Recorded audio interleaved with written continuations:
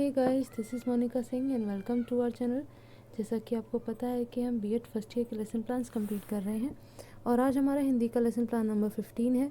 मतलब कि अब आपके सिर्फ 5 लेसन प्लान रह जाते हैं आगे, जो 20 पूरे हो जाएंगे फिर। ठीक है, तो नेक्स्ट आपके 2 दिनों में वो भी कंप्लीट हो जाएंगे।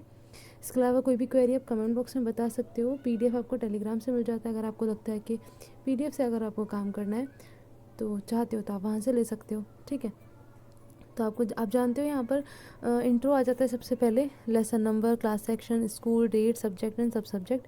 और हिंदी और इंग्लिश का जो लेसन प्लान है उसका पैटर्न थोड़ा सा डिफरेंट होता है बाकी सब्जेक्ट से, क्योंकि वहाँ एक्सप्लेनेशन ज़्यादा होती है। हिंदी इंग्लिश में इतनी ज़्यादा एक्सप्लेनेशन नहीं होती है।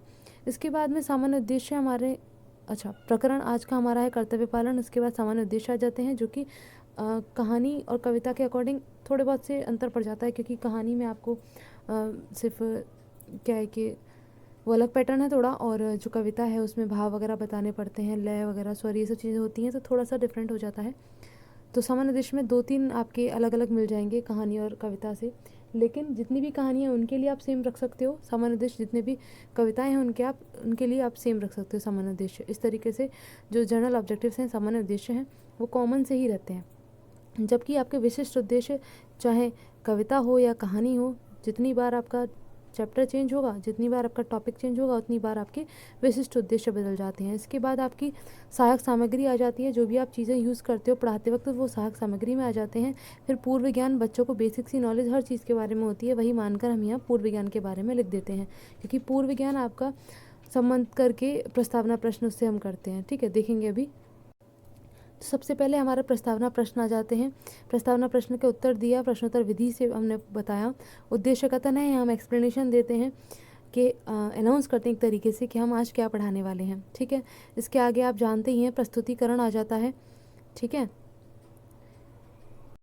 गाइस, ये हेडिंग कुछ रह गई है लिखने के लिए। ये पीडीएफ अगर आप जब देखोगे टेलीग्राम पे, वहाँ करेक्शन करके मिल जाएगा, तो पीडीएफ से आप ठीक कर लीजिएगा।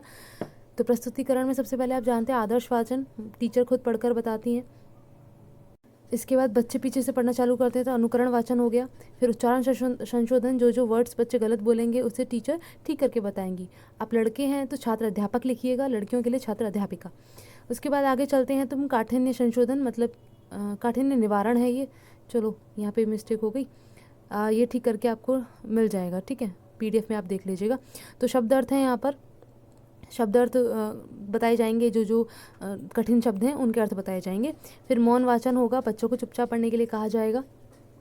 इसके बाद विचार विश्लेषणात्मक प्रश्न होंगे। हमने जो समझाया बच्चे को, जितना चैप्टर बच्चे ने पढ़ लिया, समझ लिया, उसके बारे में वो आंसर कर पाएंगे, तो उसके लिए कुछ प्रश्न हो जाते हैं, प्रश्नोत्तर विधि हो जाती है। इसके बाद हम नेक्स्ट जो हमारा पार्ट है स्टोरी का, वो हम यहाँ लेते हैं प्रस्तुतिकरण द्वितीय सोपान के अंदर। सेम वही पैटर्न चलेगा, आदर्श वाचन होगा, अनुकरण वाचन होगा, उच्चारण संशोधन किया जाएगा। इसके बाद आपका काठिन्य निवारण किया जाएगा, मौन वाचन होगा और विचार विश्लेषणात्मक प्रश्न किए जाएंगे। ठीक, इस प्रकार से ये आपका लास्ट पेज है लेसन प्लान का। फिर आखिर में शाम पर सारांश होता है, बच्चों को लिखने के लिए कहा जाता है नोटबुक में। बच्चे अपनी नोटबुक में काम को उतार लेते हैं। पुनरावृत्ति प्रश्न है, तो जानने के लिए कुछ 1-2 प्रश्न हम और कर लेते हैं अलग से।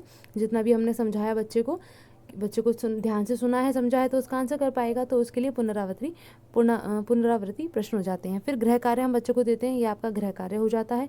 ठीक है, सो बच्चा इसको नोट कर लेता है। इस प्रकार आपका ये लेसन प्लान नंबर 15 पूरा हो जाता है। ओके, देन फिर अब नेक्स्ट वीडियो में मिलते हैं। Thanks for watching.